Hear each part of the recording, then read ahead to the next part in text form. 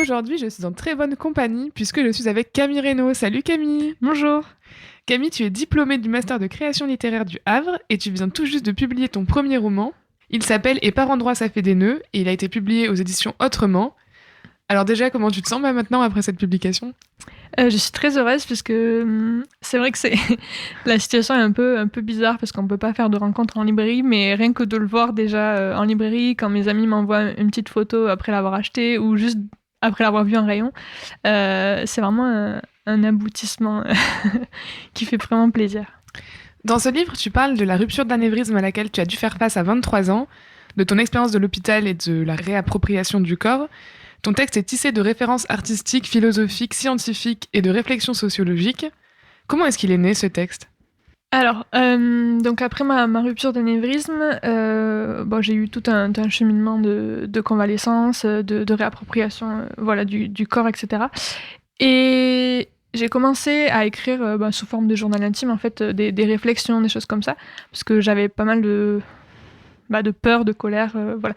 Donc plutôt des choses de l'ordre du journal intime et je pensais pas du tout écrire un livre dessus. Sauf que, en découvrant, voilà, l'existence de masters de création littéraire, j'ai postulé avec un tout autre projet, et en arrivant dans le master, je me suis rendu compte que j'arrivais pas à écrire sur autre chose que sur ça et donc j'ai essayé de trouver une manière d'écrire là-dessus, sans tout à fait, écrire, uniquement sur moi parce que voilà, j'assumais pas, ce format, très intime, qui était, le récit autobiographique et donc peu à peu j'ai cherché une forme, qui pouvait parler de moi mais à travers les autres, à travers des livres, à travers des performances artistiques et qui me permettait en même temps de mieux comprendre ce qui s'était passé. Et donc voilà, c'était ce que j'appelle, souvent j'aime bien dire ça, que j'ai fait une enquête sociologique et littéraire sur moi.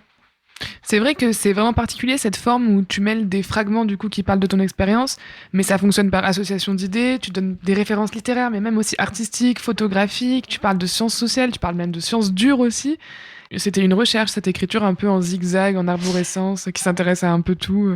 Oui, après c'est ce que j'ai essayé de faire, mais j'ai cette enfin, je sais qu'il y a des gens qui y réfléchissent et qui écrivent de manière linéaire et moi j'ai toujours, enfin toujours, en tout cas depuis que j'y réfléchis, je pense de manière, voilà, comme une constellation, enfin comme une toile d'araignée et quand j'écrivais un blog, il y a 2 ou 3 ans, souvent voilà, j'allais au cinéma, je voyais un film, ça me faisait penser à un livre ou à un autre film et cetera et j'écrivais des articles qui reliaient tout ça. Et donc quand j'ai commencé à écrire le livre, ça m'est venu assez naturellement, à la fois de faire des liens entre différentes, voilà, par association d'idées. C'est aussi, ce qu'on peut appeler des jeux de mots, mais voilà, des choses où je rebondis. Ça crée aussi un sous-texte, ça permet soit d'alléger le texte, soit d'aller voir, enfin de faire aller voir ailleurs. Il y a aussi des notes de bas de page, des choses comme ça, mais qui sont pas des notes de bas de page, explicatives. J'avais envie de jouer là-dessus aussi. C'est plutôt des notes de bas de page qui renvoient toujours à un nouveau truc. Genre, il y a quelque chose Mm. dans le texte, un mot, ça me fait penser à ça. En note de bas de page, je renvoie vers autre chose. Enfin, voilà. Et donc, c'est tout un tas de rebonds. C'était une manière aussi de sortir justement de l'autobiographie pour aller vers d'autres choses, en fait, pour ouvrir complètement Ouais, le c'est ça. texte. Je me suis posé la question de comment. Il y avait plusieurs dimensions. Il y avait à la fois le côté intime, voilà, de l'hospitalisation, de tout ce qu'on ressent au niveau du corps, des émotions, etc. Et en même temps, une rupture d'anévrisme, enfin AVC, les gens savent à peu près ce que c'est, mais le fonctionnement du cerveau, la neurochirurgie, ça par contre, moi, quand j'ai essayé de comprendre où on m'avait opéré, ce qui s'était passé, en plus les technologies sont différentes, on n'ouvre plus le crâne, etc. Et je me suis dit, ça peut être hyper ennuyeux à la lecture en fait d'expliquer ça, comment faire? Et donc voilà, j'ai trouvé tout un tas d'outils pour essayer d'entremêler l'ensemble de manière à ce que ce soit compréhensible, lisible et que plusieurs types de publics aient envie de le lire. Qu'on puisse par exemple commencer. Moi j'aime bien les livres qui commencent avec un résumé et en fait on arrive sur totalement autre chose.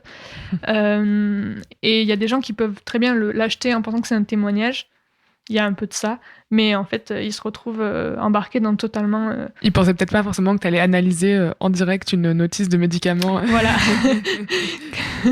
Que j'allais traduire voilà, des trucs qui ont vraiment c'est aride, c'est-à-dire un compte rendu médical en général, on comprend pas déjà en français. Là, c'était en espagnol et moi j'ai essayé de faire de la poésie avec, donc voilà.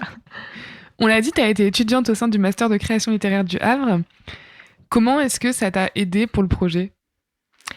Ça m'a énormément aidé. Alors, peut-être que si j'avais essayé d'écrire ce livre toute seule, j'aurais fait quelque chose de similaire, mais peut-être en 10 ans.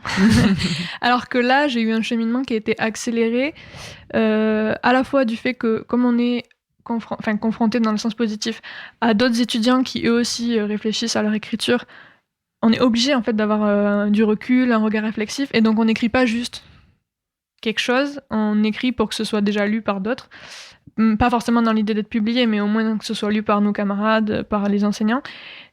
Et donc, ça oblige finalement à ajouter une dimension autre que, par exemple, si j'avais juste écrit quelque chose qui relevait du journal médical, en fait, du journal intime au jour le jour. Ça oblige à interroger son écriture constamment. C'est ça oblige à interroger son écriture, avoir des retours, c'est toujours vraiment incroyable, ça aide vraiment à avancer.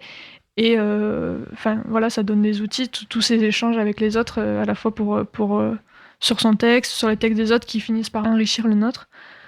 Donc ça m'a à la fois motivée à écrire ce texte, mais aussi donné des outils pour le faire. Et après cette publication, est-ce que tu as d'ores et déjà d'autres projets littéraires ou autres? Oui, parce que ce livre, je l'ai écrit pendant ma première année du master. J'avais pas mal d'histoires à raconter. J'étais rentrée dans le master avec un autre projet que j'ai repoussé pendant 1 an et finalement que j'ai écrit en 2e année. Donc, si je peux en parler en 2 mots, Bien sûr. C'est totalement différent, mais il y a toujours cette idée de mélanger les registres, de mélanger le document et l'intime, pour porter quelque chose de plus universel. C'est une enquête, on va dire ça en 2 mots. C'est une enquête sur la disparition de ma cousine il y a 10 ans à partir des photos de Viviane Meyer, qui est une artiste, une photographe américaine. En fait, elle est décédée en 2009, la même année où ma cousine a disparu. Elles ont la même initiale et en fait, au fur et à mesure, j'ai eu envie d'écrire sur l'une et en même temps sur l'autre, voilà. Ok. Camille, on te souhaite plein de succès et puis plein de beaux projets encore littéraires. Merci beaucoup. À bientôt. À bientôt.